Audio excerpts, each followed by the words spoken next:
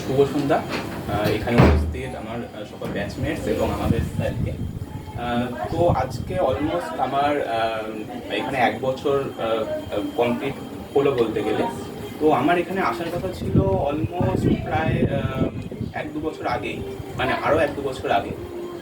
তো আসলে ওই টাইমে স্যার মানে চাকরি পেয়ে গেছিলেন, মানে WBCS অফিসার হয়ে গেছিলেন। তো আমি ওই টাইমে অ্যাকচুয়ালি মানে ভয় পাচ্ছিলাম যে এত বড় একজন অফিসার, তো মানে তার কাছে এসে আমি মানে প্রিপারেশন নেব, তার মানে মানে কীরকম তার ইয়ে হবে। তো ওই জন্য আমি মানে লেট করেছিলাম অনেকটা। কিন্তু যখন শেষে সাহস করে যখন আসলাম এখানে, তখন দেখলাম যে মানুষটি সম্পূর্ণ মানে অন্য রকমের একজন, মানে আমার মানে দাদার মতোই। মানে আমার কোনো মানে নিজের দাদা সেরকমভাবে নেই, আমার দিদি আছে। তো আমার মানে নিজের দিদির মতোই মানে মানে উনি আমাকে মানে আপন করে নেন।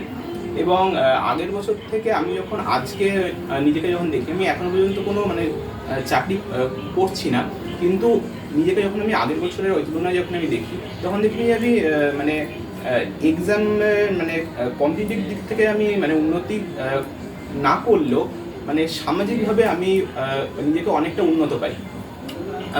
তো আমি যদি এডুকেশনের এদিকে আসি, তো আমি এর আগে প্রায় 1 থেকে 2 জায়গায় অলরেডি মানে কোচিং নিয়েছি।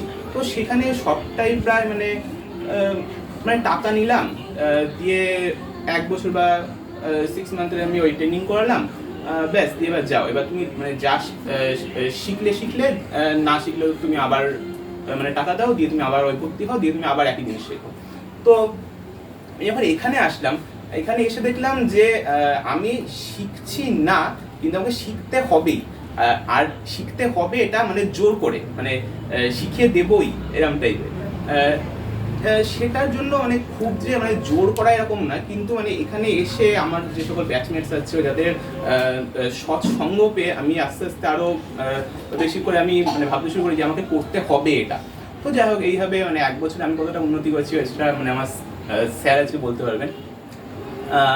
তো স্যারের বিষয়ে বলা শুরু করলে আমার কাছে মানে এই 5-10 মিনিট মানে যথেষ্ট নয়, প্রায় একটা দিন লেগে যাবে স্যারের বিষয়ে বলতে গেলে। তো স্যারের বিষয়ে আমি এইটুকুই আজকে বললাম। কিন্তু আমাদের এই ব্যাচে শুধুমাত্র স্যার ছাড়াও আরও অনেক মানে শিক্ষকগণ আছে যারা অলরেডি স্কুল টিচার। তো এখন চারপাশে আমাদের ওই সমাজে অনেক কিছুই ঘটছে, আমি ডিটেলস আর কিছু বললাম না।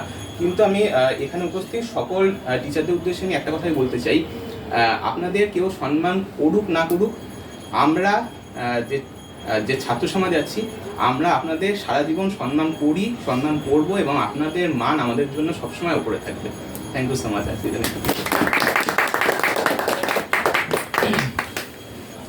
আমি লাস্টের ব্যাপারে ছিল পুরো ভালো একটা